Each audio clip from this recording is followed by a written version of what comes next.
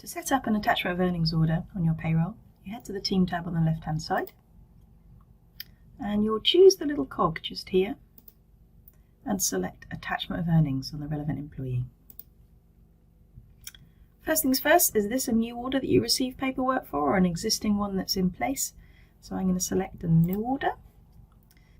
And because this payroll hasn't yet been processed on Paycircle yet, I need to select whether this team member has been paid in the last 3 months. So I'm going to say yes. I then need to select what type of order it is. With Attachment of Earnings orders, you receive the paperwork from the authorising body and it'll tell you what type of order it is.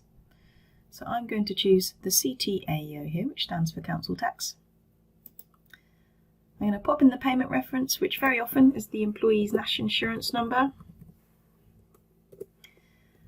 Date of the order is when the deductions need to begin, so normally you would set it up for the month you're about to process.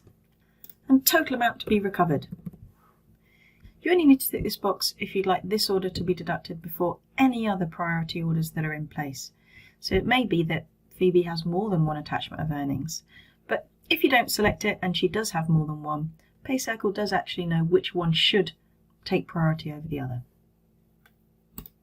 With some attachment of earnings orders, there's a protected earnings amount to be declared.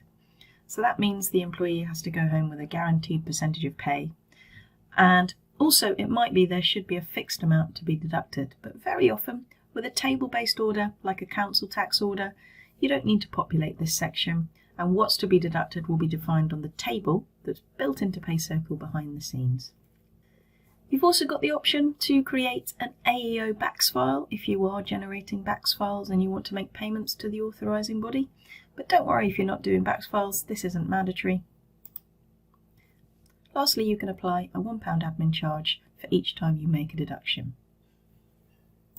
If I save that, that's all set up ready to go. If at any point I'd like to see what's Phoebe's paid off so far, I can select her name, go into her record, and you've got a little schedules tab here where you can see that she's got an AEO in place, what's remaining to pay. And if I select it at any point, I've also got the option to edit it, pause it, cancel it, and under the Payment History tab, I can see what's been paid to date and what's left to pay. It's also worth noting the Schedules tab also shows you schedules on maternity, sick pay and any kind of reducing balance loan, and they're all stored in this one place.